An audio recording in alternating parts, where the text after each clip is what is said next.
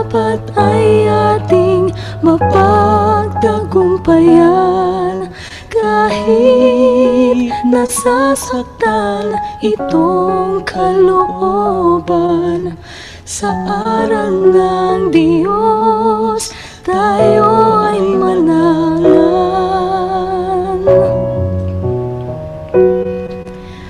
Kahit ilang bagyo pa man ang dumating, kahit libong hirap handang harapin, ang tiwala sa Diyos ilagak natin, ating ang ganapin, dakilang tungkulin. Hindi dapat na tayo ay sumuko, pagkat hindi mabibigo. Dahil may Diyos na ating kasuyo, sa atin nagmamahal ng buong buo.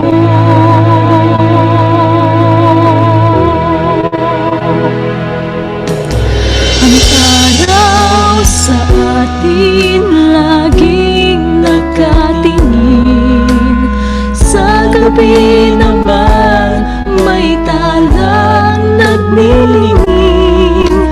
Kaya huwag malamba kung mayroong dilim, Ama at ang Kristo ay ating kapiling. Hindi dapat na tayo ay sumuko, pagkat hindi mabibigo. Dahil may Diyos na ating kasuyo, sa atin nagmamahal ng buong buo. Luha man ay tumatak, puso ay may galak, sa Diyos Ama tayo ay magpasalamat. Hindi dapat na tayo ay sumuko, pagkat hindi mabibigo. Dahil may Diyos na ating kasuyo, sa atin nagmamahal ng buong buo. Hindi dapat na tayo ay sumuko, pagkat hindi mabibigo. Dahil may Diyos na ating kasuyo, sa atin nagmamahal ng buong buo.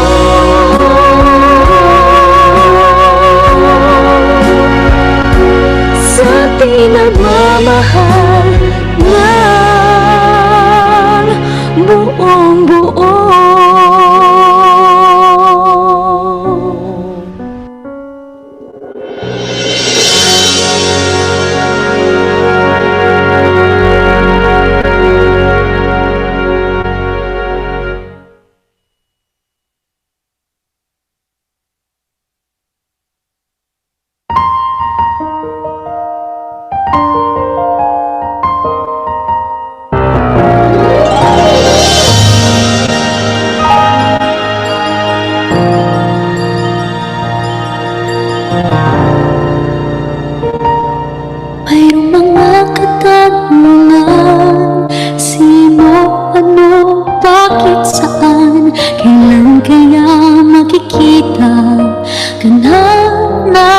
kasakutan.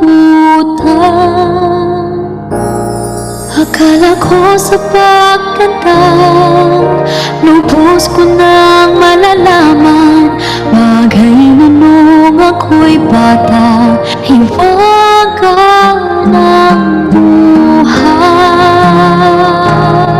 Ngunit ngayon'y naunawa, lawak ng iyong kabutihan, pamana mo'y sa langit pa, magliliwanag ng tunay.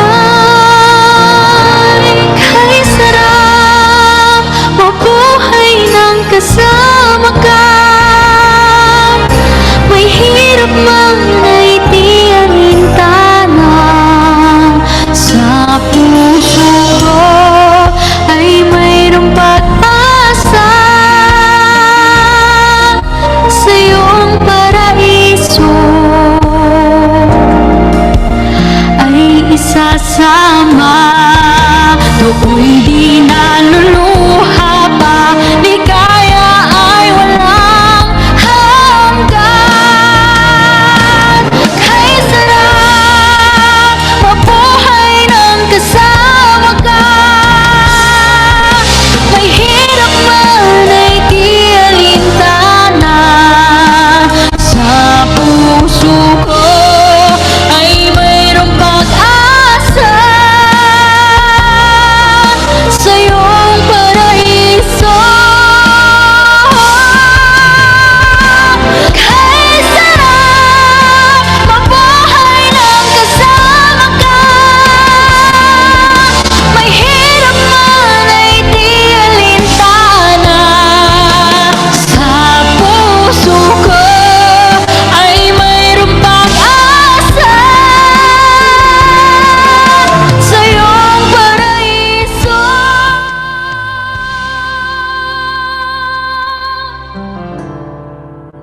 Ay isasama.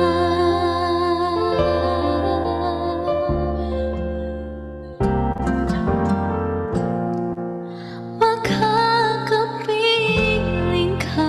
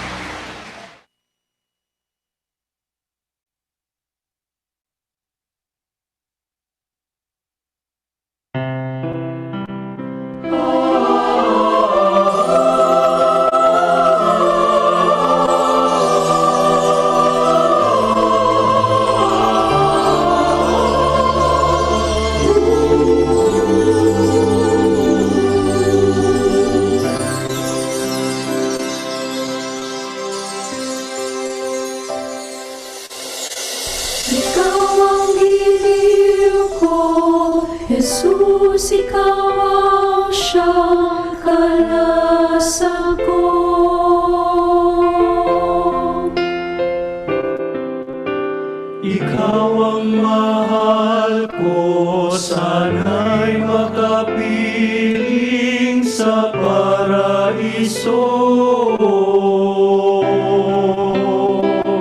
Aking kinukumbisa lang ang ko, ang mga kasalanan ay linisin mo.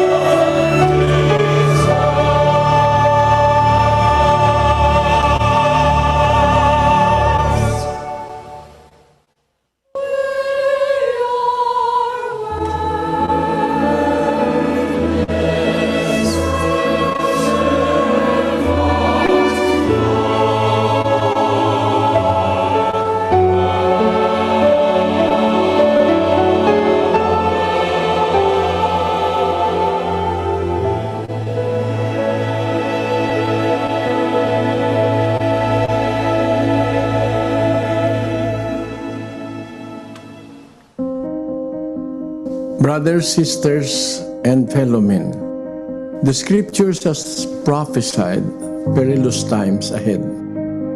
It has warned us about the evil that will beset humanity in the last days, where people will turn against each other because of greed and the insatiable hunger for power and world domination, and about horrifying plagues and famines that will take the lives of millions worldwide.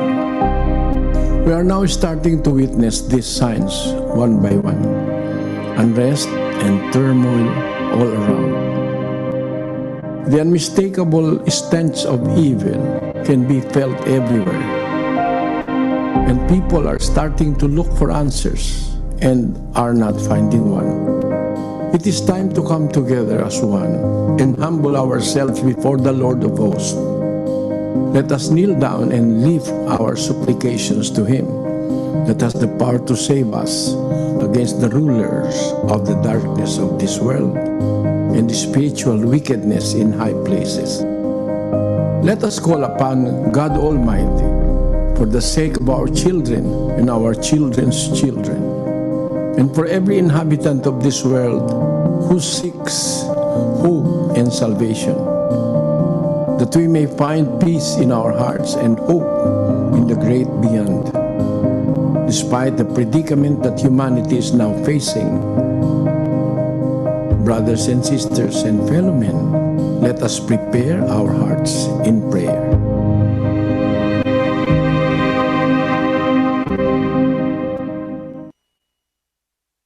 Sama-sama po tayong manalangin.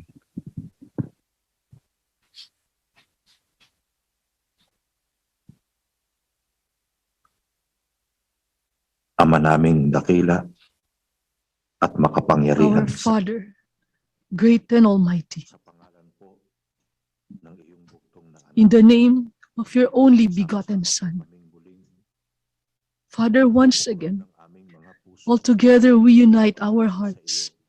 We come before you Patan ka naming patuloy, Ama, to continuously sa bawat kabutihang thank you, Father, nasa iyo. for every kindness Aming tinatapos that comes from you, which we receive every day. kasamaan In the midst sa aming paligid. of many wickedness May kabutihan and ka calamities around us, there is always kindness sa iyo. that you reserve for every person trusting in you. Sa pananatiling Father, asa sa aming mga puso thank you na anuman ang for letting pinagdaanan hope sa sakit, remain in our hearts, mayroon that kaming whatever Ama besets the world langit these at days, nakahandang gumawa we have our Father in the heaven watching over bawat us, nagtitiwala sa iyo.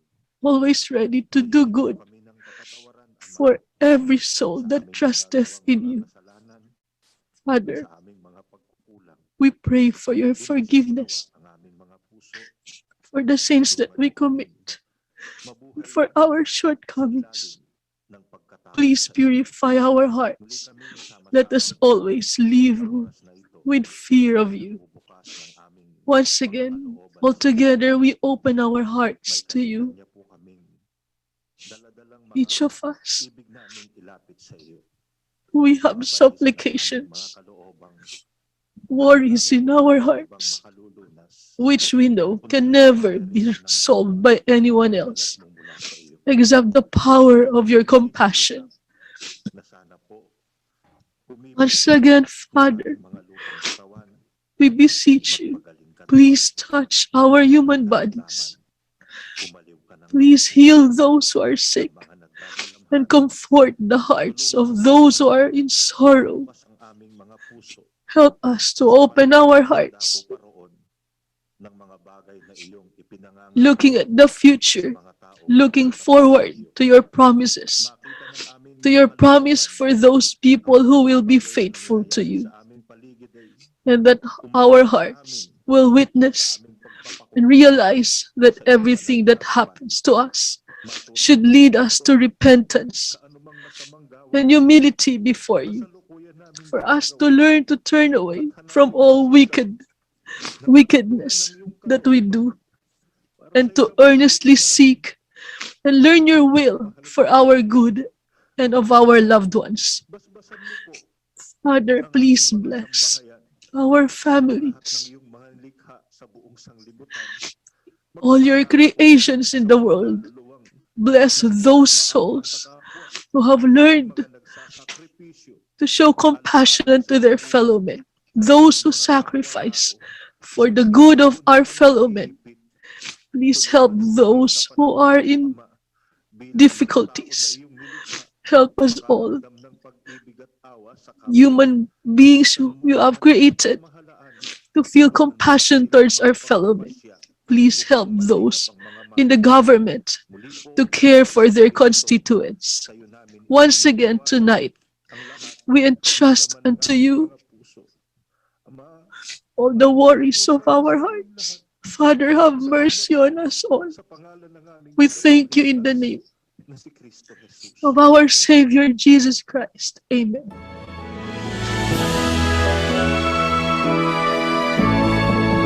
The majesty always to the Father and to the Son is honor and power, and in the Holy Spirit dwell glory forever and ever.